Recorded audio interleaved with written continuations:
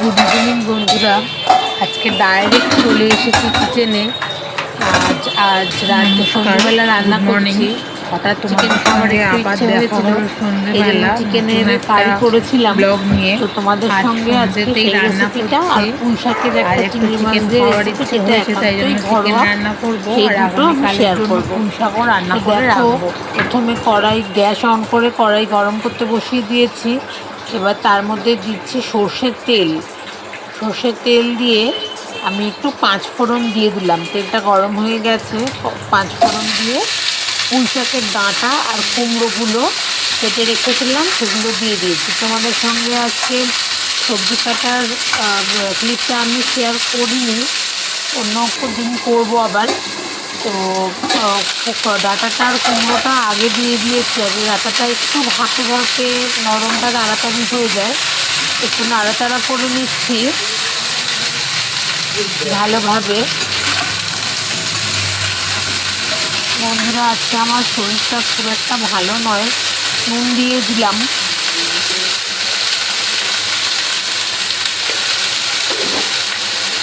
নুন দিয়ে পর হলুদ দিয়ে দিচ্ছি। এবার একে একে মশলা দেবো। জিরে গুঁড়ো দিলাম, ধনে গুঁড়ো দিলাম, সাথে দিচ্ছি আর একটু জিরে গুঁড়ো দিলাম, আর সাথে দিচ্ছি একটু লঙ্কার গুঁড়ো দেবো।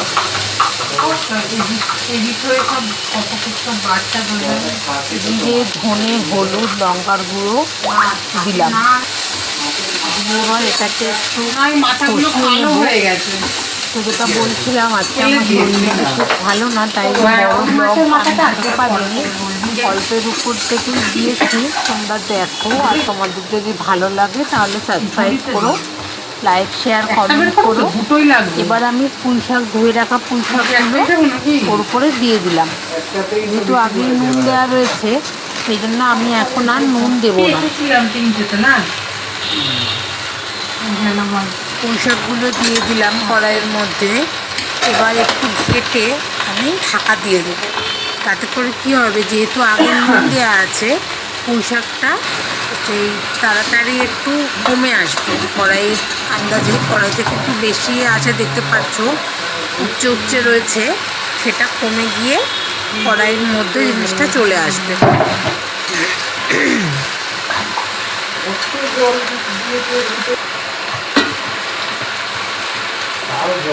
একটু নাড়াচাড়া করে আমি গ্যাসটা ট্রান্সফার করে নিলাম ওভেনটা। ওই ওভেনটায় বড্ড নড়াচড়া করছিল কড়াই। এই ওভেনে দিয়ে একটু আমি পুঁই শাকটাকে নাড়াচাড়া করে নিচ্ছি। সাথে এবার আমি ঢাকা দিয়ে দিলাম। পুঁই শাকটা একটু মজে যাবে তার জন্য।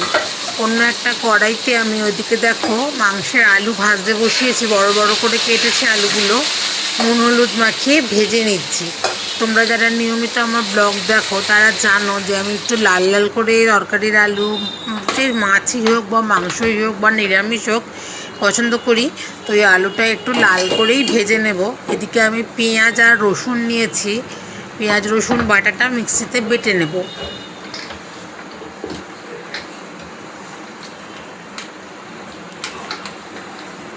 পেঁয়াজ রসুনটা মিক্সিতে বেটে নিচ্ছি। আর আদা লঙ্কাটা আলাদা করে দেবো। আমার মশলাটা তৈরি করা হয়ে গেছে। এবার দেখো আমি চলে আসলাম আবার পুঁই শাকের কড়াই থেকে। পুঁই শাকটা কতটা কমে এসছে দেখো। এবার একটু নাড়াচাড়া করে নিচ্ছি যাতে কুমড়োটা আর পুঁই শাকের ডাঁটাটা সেদ্ধ হয়ে যায়। শাক সেদ্ধ হতে বেশিক্ষণ সময় লাগবে না, কিন্তু ডাঁটাটা কুমড়োটা সেদ্ধ হতে কম্পারেটিভলি একটু সময় লাগবে। যাতে তাড়াতাড়ি হয়ে যায়, তার জন্য আমি আবার ঢাকা দিলাম। ওদিকে আমি মাংসের আলুগুলোকে এবার তুলে নেব। আমার মাংসের আলুগুলো ভাজা লাল লাল করে হয়ে গেছে। এবার আলুগুলোকে আমি একটা বাটিতে তুলে নেব। তুলে নিচ্ছি আলুগুলো।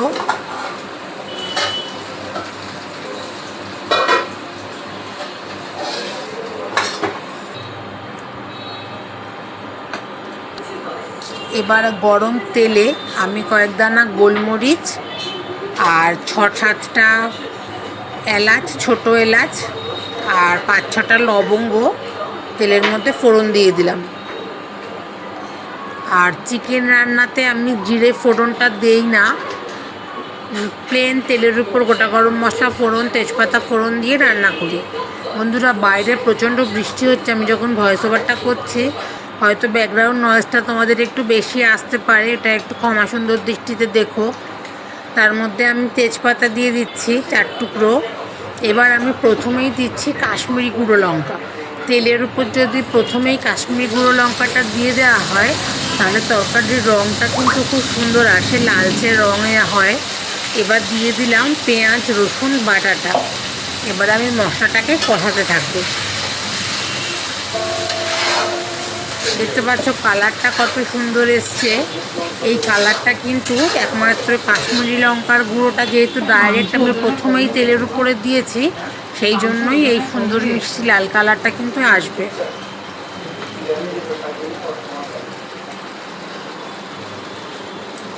মিক্সির বাটিটা পরিষ্কার করে যেটুকুনি আছে সেটুকু আমি দিয়ে দিচ্ছি মশলা।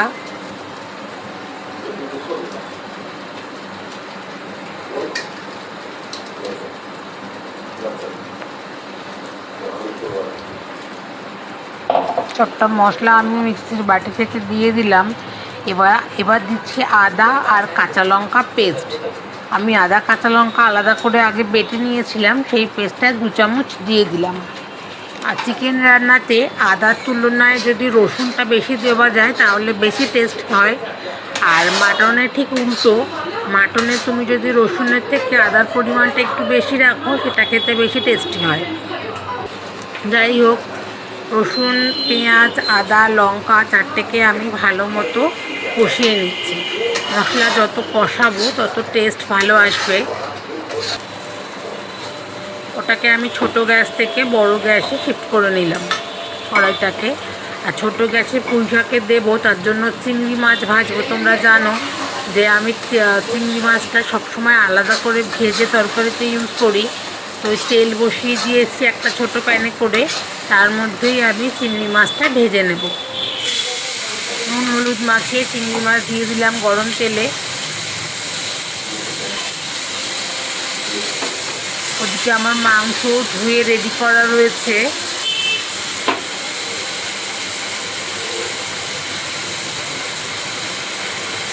এদিকে মশলাটা আবার একটু নাড়াচাড়া করে নিচ্ছি যাতে তলায় ধরে না যায়। যদিও ননস্টিকের বাসন, তবুও একবার সাবধানের মান নেই।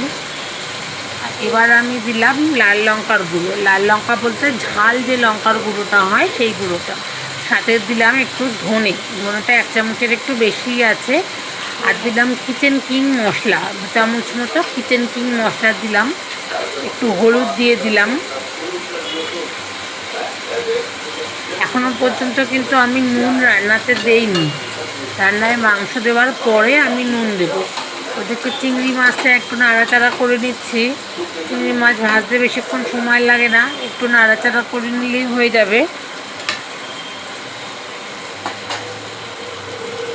এদিকে লঙ্কার গুঁড়োটা মশলার সঙ্গে মিশিয়ে আবার কষিয়ে নিচ্ছি।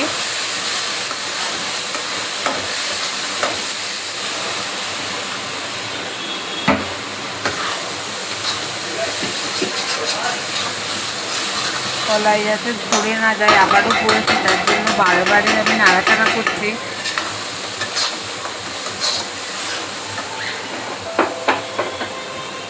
চিংড়ি থেকে একটু জল ছেড়েছে, জলটা টানা না পর্যন্ত, শুকনো না হওয়া পর্যন্ত দেওয়া যাবে না তরকারিতে।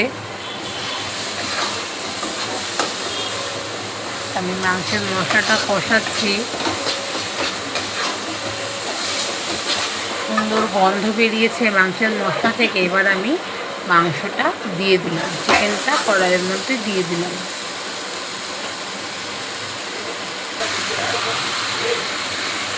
এবার মশলার সাথে চিকেনটা মাখিয়ে নিচ্ছি। এদিকে আমার চিংড়ি মাছটার জলটা অনেকটা টেনে এসছে, দেখো।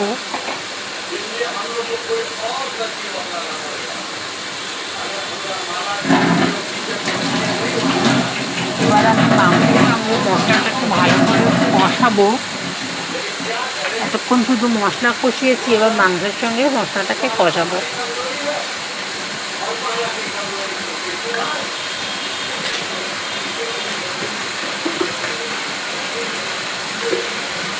এবার আমি নুন দিয়ে দিচ্ছি স্বাদ মতো। আমি চিকেনটা একটু ঝোল রাখবো, সেই অনুপাতে নুনটা দিলাম। এদিকে চিংড়িগুলো আমি পুঁইশাকের মধ্যে ঢেলে দিয়েছি। চিংড়ি মাছটা ভাজা হয়ে গেছিলো, পুঁইশাকের মধ্যে ঢেলে দিয়ে একটু তরকারিটা নাড়াচাড়া করে নিয়ে ঢাকা দিয়ে গ্যাস বন্ধ করে দেবো।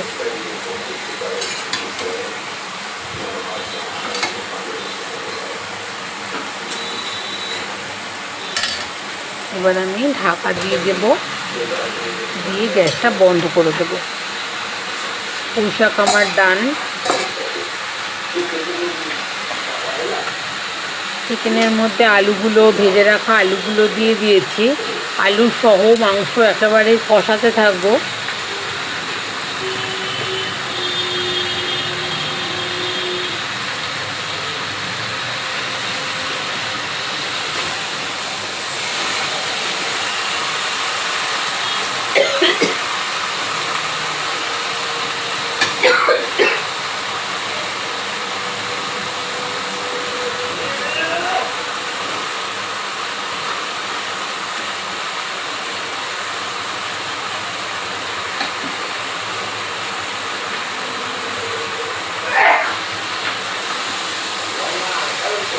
মাংসটার সঙ্গে আমি মশলার সাথে মাংসটাকে ভালো করে কষাচ্ছি।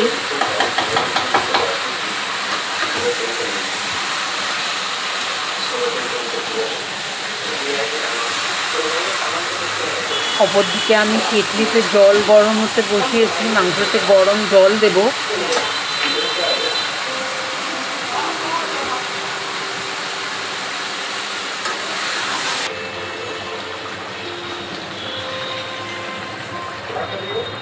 দেখো আমি গরম জল দিয়ে দিলাম।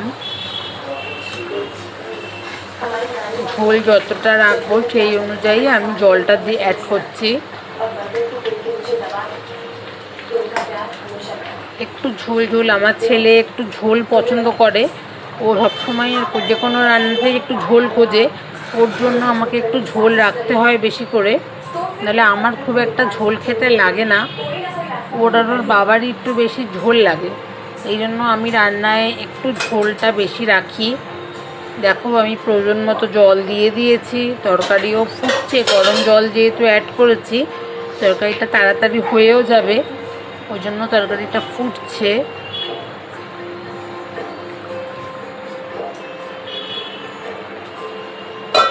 তরকারি আমি ঢাকা দিয়ে দিলাম। বন্ধুরা, রান্না আমার শেষ হয়ে গেছে। দেখো রান্না শেষ। আলু সেদ্ধ হয়েছে কিনা একবার চেক করে নেব।